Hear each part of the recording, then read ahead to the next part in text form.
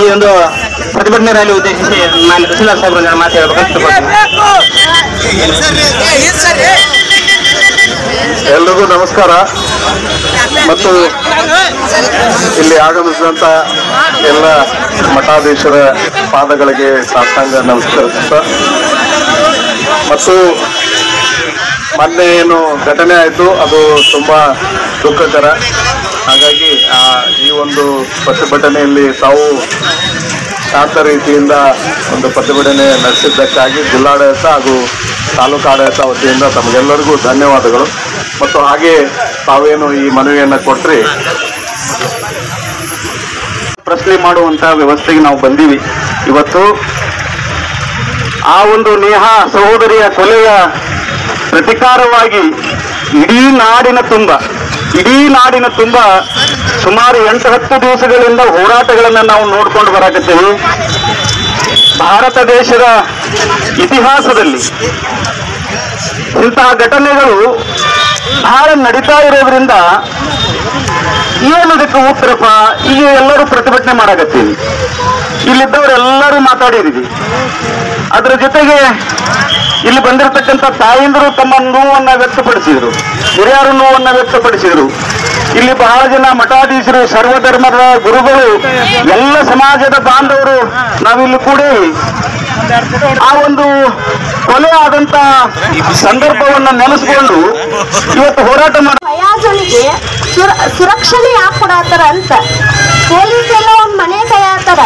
ಈ ಕಾನೂನು ಯಾಕೆ ಈ ತರ ಆಗತೈತಿ ಅಂತ ಕೊಲೆ ಮಾಡ್ದವನಿಗೆ ಗಲ್ಫ್ ಶಿಕ್ಷೆ ಆಗ್ಬೇಕು, ಅವನಿಗೆ ಶಿಕ್ಷೆ ಆಗ್ಬೇಕು, ಕೊಲೆ ಮಾಡಿಸ್ಕೊಂಡವರಿಗೆ ನ್ಯಾಯ ಸಿಗ್ಬೇಕು. ಈಗ ಏನಾಗತೈತಿ, ಉಲ್ಟಾ ಆಗತೈತಿ. ಇದೇ ತರ 12 ವರ್ಷದಿಂದ ಸೌಜನ್ಯ ಅನ್ನೋರು ತೀರ್ಕೊಂಡಿದ್ರು ಉಡುಪಿ ಕಡೆಗೆ. ಅವ್ರಿಗೆ 12 ವರ್ಷ ಆದ್ರೂ ಇವತ್ತಿಗಾದ್ರೂ ಇನ್ನೂ ನ್ಯಾಯ ಸಿಗವಲ್ದು. ಹೆಣ್ಮಕ್ಳು ಅಂತ ಏನ್ ಅನ್ಕೊಂಡಾರ ಅಂತ ಅವ್ರು. ಹೆಣ್ಮಕ್ಳು ಅಂದ್ರೆ ಎಲ್ಲ ಹೋಗೋರ ಬರುವಾರ ಒಂದು ಗೊಂಬೆ ಆಟ ಆಡಿಸು ಗೊಂಬೆ ಅಂತ ಮಾಡ್ಕೊಂಡಾರ. ಏನ್ ಹೆಣ್ಮಕ್ಳು ಅಂತಂದ್ರೆ ಏನ್ ಅನ್ಕೊಂಡಾರ ಅಂತ. ಈಗೇನು ಫಯಾಜನು ಒಂದ್ ಚೂರ ಹೊರಗ್ ಬಿಡ್ರಿ, ನಮ್ ಕೈಯಾಗ ಒಂದ್ ತುಂಡು ಉಳಿದಿಲ್ಲ, ಆ ತರ ಮಾಡ್ತೇವ ಅವನ್ನ. ನನ್ನ ಸೋದರಿಗೆ ಧನ್ಯವಾದಗಳು. ಕೊನೆಯದಾಗಿ ಎಲ್ಲರ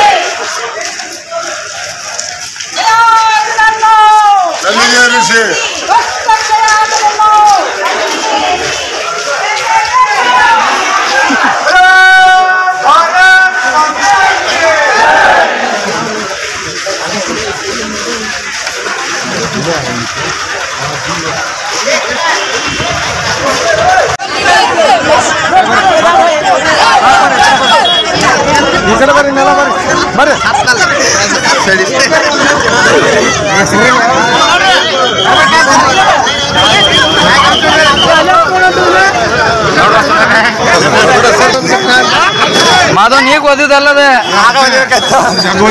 ಎಲ್ಲ ಚಿಪ್ಪ ತೆಗದ